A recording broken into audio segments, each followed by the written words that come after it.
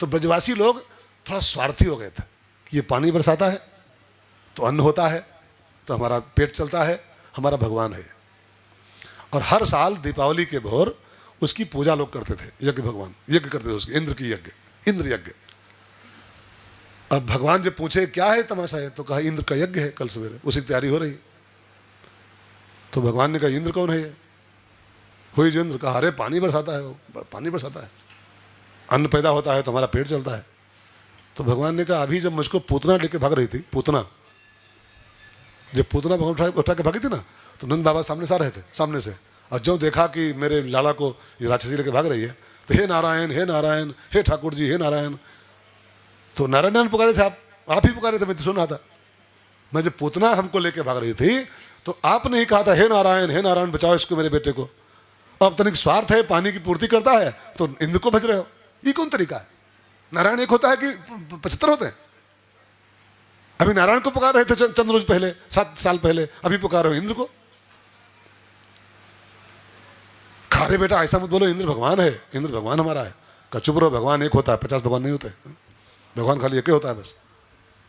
अब वो अगल बगल होता है और हम जान नहीं पाते। सो भाई बहनों, और भगवान ने ऐसे ऐसे तर्क दिए कि इंद्र की पूजा भगवान ने बंद करा दी, बंद कराई। और फिर वही सामान जो बनाए थे लोग, पूड़ी पकवान सब इंद्र के लिए, वही भगवान ने भराए बैलगाड़ियों में, और भरा के सबको अनाउंस किया कि हमारा भगवान गोवर्धन है, रक्षा करता हमारी है, हमारा साक्षात स्वरूप है। गोवर्धन को भगवान का पहाड़ नहीं माना गया है, गिरिराज पर्वत नहीं है। जो लोग गिरिराज को पहाड़ मानते हैं वो गंवार हैं, गंवार। भगवान ने साफ साफ कहा है शैलो अस्मि, गिरिराज मैं हूं, गोवर्धन मैं हूं, साक्षात भगवान का रूप है साक्षात हो। तो गिरिराज की पूजा करो सब लोग, गिरिराज हमारा प्रत्यक्ष भगवान है। अब सब पूड़ी पकवान भराए और सबके साथ भगवान लेके अगले दिन पहुंचे सवेरे, गिरिराज के आसपास सब रखवाई थाली, और कहा सभी लोग अभी देखना ये पहाड़ पूड़ी खाएगा, सब थाली परोसो, और सब लोग थाली परोस के रखो, भी देखना पहाड़ पूड़ी खाएगा। तो भगवान ने वहाँ पर सबको इकट्ठा करके, सब सामान इकट्ठा करके 3 प्रकार की पूजा कराई, 3 प्रकार की पूजा। और आप लोग भी जरा इस बात को ध्यान देके सुनो, यही 3 पूजा किया करो। ये 3 पूजा करोगे तो भगवान की साक्षात पूजा हो जाएगी, डायरेक्ट पूजा। भगवान ने पहली पूजा कराई वहाँ पर ब्राह्मणों की, ब्राह्मणों को बुलाया, ब्रज के ब्राह्मणों को सबको खाना खिलाया, सबको दक्षिणा दिलाई, ब्राह्मणों का सम्मान किया, कराया। ब्राह्मण पूजा पहले कराई। अब कई लोग मान सकते हैं कि ब्राह्मण लोग लिखे हैं तो वो लिख लेंगे अपने हिसाब से, ब्राह्मण पूजा करो।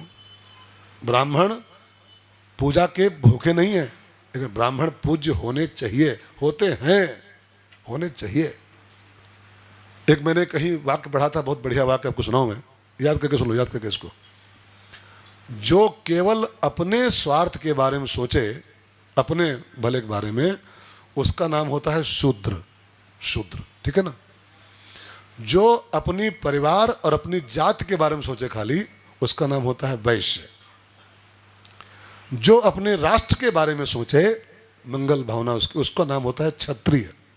और जो पूरे विश्व का कल्याण कैसे हो उसके बारे में सोचे, उसका नाम होता है ब्राह्मण, उसको ब्राह्मण कहते हैं।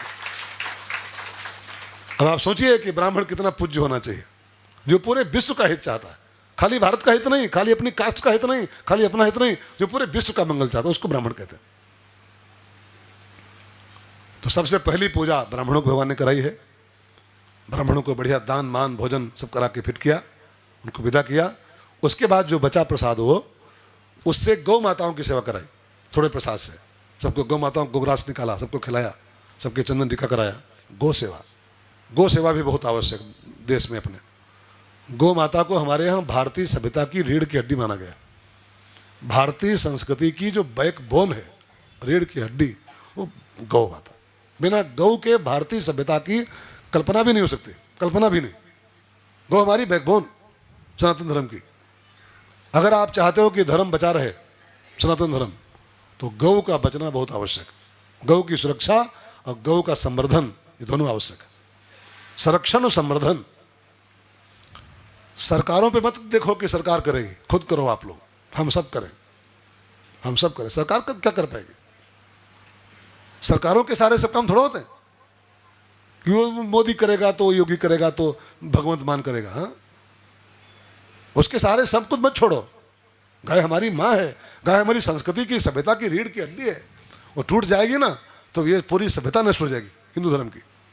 गाय की सुरक्षा बहुत आवश्यक, बहुत आवश्यक। तो भगवान ने गौ माताओं की सेवा कराई और उसके बाद फिर जो बचा प्रसाद, तमाम प्रसाद आया था, लाखों लोग लाए थे, लाखों लोग, लाखों ब्रजवासी सब भर भर के गाड़ी लाए थे, पूरी वो पूरा पहाड़ जैसा बना था। अन्नकूट, अन्नकूट बने क्या होता है? अब वो आपको लगता है अन्नकूट की पूजा खाली होती है, पूजा नहीं होती। अन्नकूट बने होता है अन्न का पहाड़। अन्न माने अन्न, खाने की चीजें, और कूट माने पर्वत। इतना सामान आया था उस दिन वहां पर, लाखों ब्रजवासी, और खाली डिब्बा थोड़ लाए थे, भर भर के गाड़ी चला थे, भर भर के गाड़ी, कोई पूड़ी, कोई पकौड़ी, कोई कुछ, कोई कुछ। तो पूरा अन्न का एक पहाड़ वहां बन गया था, उसको बोलते हैं अन्नकूट। तो कुछ ब्राह्मणों की सेवा हो गई, कुछ गौ माता की सेवा हो गई। अब जो बचा उसको भगवान ने कहा सब लोग थाली परोसो और पहाड़ के आसपास रखो, गोवर्धन के आसपास। अभी देखना है पहाड़ पूड़ी खाएगा प्रत्यक्ष। अब सब ब्रजवासी बड़े चकित कि पहाड़ पूड़ी खाएगा, पहाड़ पूड़ी खाएगा। तो भगवान ने कहा पहाड़ नहीं खाएगा, भगवान खाएंगे, ये साक्षात भगवान है। पहाड़ मानोगे तो नहीं खाएगा, पहाड़ मानोगे तो नहीं खाएगा, भगवान मानोगे तो खाएगा। और आप भी इस बात को ध्यान सुनो, जब तक मूर्ति मानोगे, मूर्ति है, कुछ नहीं खाएगी। और जिस दिन मानोगे भगवान है, उस दिन काम, इसका काम शुरू हो जाएगा, उस दिन काम शुरू हो जाएगा इसका। हम लोग बस मूर्ति मान के सेवा कर रहे हैं, मूर्ति मान करके कि मूर्ति है, उसको मूर्ति है भगवान की, ठाकुर जी की मूर्ति है। और मूर्ति मान के करोगे कुछ नहीं, एक्शन नहीं लेता जरा भी। इसको मानो भगवान साक्षात है, तब एक्टिव होता है। देखो कलकत्ता में काली मंदिर वही का वही बना हुआ है, दक्षिणेश्वर में वही काली मंदिर है, जस्ट वही काली की मूर्ति है। और उसी मूर्ति पुजारी जब रामकृष्ण परमहंस थे ना, उसी मूर्ति पुजारी, वही मंदिर वही मूर्ति। तब मूर्ति बोलती थी, तब मूर्ति प्रत्यक्ष खाती थी। रामकृष्ण बाबा ऐसे थाली धरते थे, थाली ऐसे परोस के वो खाती थी प्रत्यक्ष। अब पुजारी उससे अच्छे अच्छे काम कर रहे हैं, वहां पर खूब मंत्र पढ़ रहे हैं, अब नहीं खा रही। क्यों नहीं खा रही? मूर्ति वही है, मंदिर वही, अब नहीं बोल रही, अब खाली मूर्ति बची। मूर्ति को जब तक मूर्ति माना जाएगा वो मूर्ति ही रहेगी, मूर्ति ही रहेगी बस। वो चाहे चांदी की हो, चाहे सोने की हो, चाहे पीतल की हो, चाहे पत्थर की हो, चाहे शालिग्राम की हो, जब तक मूर्ति को मूर्ति मानोगे वो मूर्ति ही रहेगी। जब तक इसको ईश्वर का भाव नहीं बना जाए, ईश्वर है हमारा, भगवान है साक्षात है, तब ये एक्टिव होता है, तब एक्टिव। झांकी रही भावना जैसी, प्रभु मुहूर्त देखी तीन तैसी। जैसा भाव बना लो वैसे काम करता है। मैंने एक छोटी सी कहानी पढ़ी थी ना, एक भक्त था, तो वो भगवान को खुश करने के लिए वो बड़ी पूजा की, ठाकुर जी की पूजा, मूर्ति थी पीतल की, खूब पूजा किया कि प्रसन्न हो जाए, कुछ पैसा उसे चाहिए था उसको। 2-3 साल हो गए, खुशे नहीं हुए, कुछ हो ही नहीं। तब उसको गुस्सा आई कि यार 3 साल से पूजा कर रहा हूँ, ये कुछ नहीं कर रहा है ठाकुर ये। तो उसने क्या किया, अब तमाम फोटो लगे थे तो धूपबत्ती जलाई, धूपबत्ती कमरे में, और गुस्से में था कि आज इसकी पूजा नहीं करूँगा, लेकिन धूपबत्ती जलाई। और जलाई तो इसको सुगंध न मिल जाए कहीं इसको, ठाकुर को हमारे। तो एक रुमाल लाया, अंगूछा, तौलिया, और भगवान के नाक बांध दिया, तुमको नहीं देंगे, हाँ तुमको नहीं देंगे, तुम सुगंध नहीं लगने लगती, तुमको नहीं देंगे। अब बांध दिया पूरा अंगूछा उसके मुँह पर, और जो अंगूछा बांधा ना वो प्रकट हो गया सच्चा, मांग बेटा क्या चाहिए। तो कहा 3 साल से पूज रहे तब नहीं आए, और आज अंगूछा बंधे आ गए। तो उसने कहा 3 साल से तुम खाली मूर्ति मान के पूज रहे थे, लेकिन आज तुमने भगवान मान लिया कि इसको ये सुगंध लेगा हमारी, ये प्रत्यक्ष भगवान है, और भगवान मान लिए तो प्रकट हो गया। खाली मूर्ति मानोगे तो हम नहीं आने वाले, ऐसे नलाते रहो, भोग लगाते रहो खाली बस। और जिस दिन मानोगे मैं भगवान को स्नान करा रहा हूँ, भगवान का भोग लग रहा है, भगवान मेरी धूपबत्ती का सुगंध ले रहे हैं, तब जाके मूर्ति एक्टिव होती है। मीराबाई का गोपाल एक्टिव था, रामकृष्ण परमहंस की काली माता एक्टिव थी, हमारे आपके गोपाल जी निष्क्रिय हो गए। क्यों? खाली पित्तल के माने बैठे हैं कि मूर्ति है, मूर्ति ठाकुर जी की है। मूर्ति नहीं है, प्रत्यक्ष भगवान है, तब काम चलता है। तो बात चल रही थी कि अगर पहाड़ मानोगे तो नहीं खाएगा, भगवान ने कहा, भगवान मानोगे तो खाएगा। अब सबने थाली परोसी, आसपास सब घेरे, आसपास लगाए थालियां, वो तुलसी के दल डाले, और फिर सब लोग गाना गाना शुरू किए, भगवान की प्रार्थना कर रहे हैं। सब लोग गाओ, आओ भोग लगाओ प्रभु, अब आओ भोग लगाओ प्रभु, अब आओ भोग लगाओ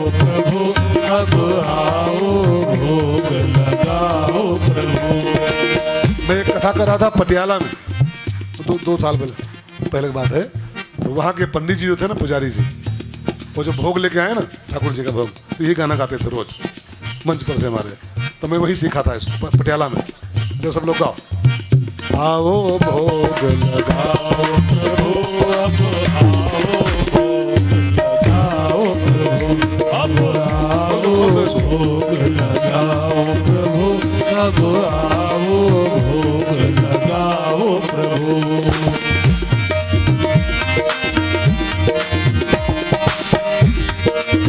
सबरी के पैर सुदामा के तंदुल, सबरी के पैर सुदामा के तंदुल, सबरी के पैर सुदामा के तंदुल, सबरी के पैर सुदामा के तंदुल।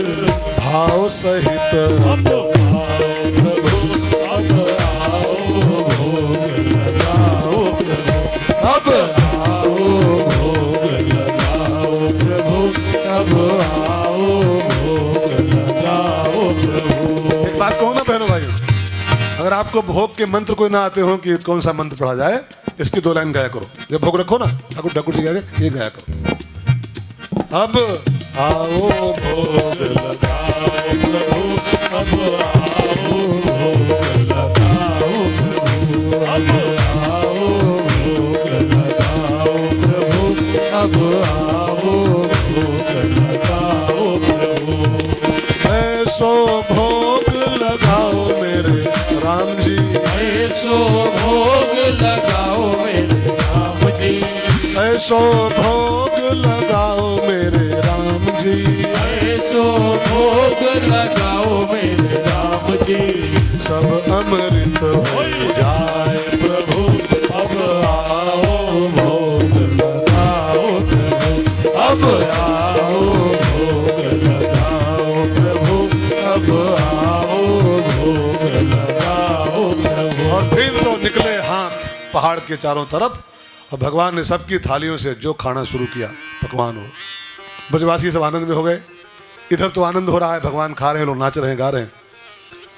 उधर नारद जी को लगा कि नारद जी को क्या लगा कि अगर ये पूजा चुपचाप हो जाएगी ना, ऐसे धीरे धीरे धीरे से शांति से, तो संसार में इसको कोई जान नहीं पाएगा क्या हुआ क्या नहीं हुआ। थोड़ा हल्ला मचे, कोई उठा पटक हो तो थोड़ा मजा आए। नारद जी थोड़ा खिलाड़ी देवता है ना, खिलाड़ी ही हो, वो चाहते हैं कि कोई भी काम हो तो थोड़ा सा हल्ला गुल्ला उसका होना चाहिए। हा?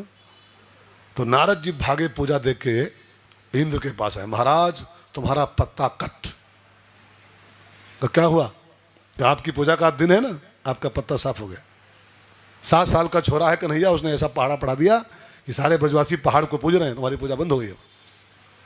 अब इंद्र ने जो सुना कि हमारी पूजा बंद करके पहाड़ की पूजा लोग कर रहे हैं, बस इंद्र गुस्सा हो गया। उसने उसी गुस्से में गणम संवर्तकम नाम मेघा नाम शांत कारिणाम, जो प्रलयकारी मेघ होते हैं, संवर्तक नाम के बादल होते हैं। कुछ बादलों का भी अलग अलग क्वालिटी होता है, ऊपर बादलों की कैटेगरी होती है।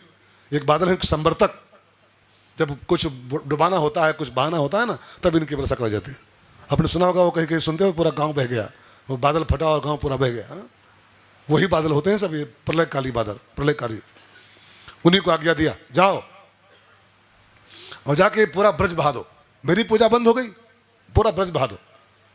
अब तो काले काले मेघ चारों तरफ से दौड़े। भगवान ने कहा डरना मत कोई लोग, डरना मत। अगर वो इंद्र है ना, तो इंद्र का बाप है ये गोवर्धन, इंद्र का काका है, इंद्र का भी इंद्र है ये। और वो पानी बरसाएगा तभी छाता बन जाएगा।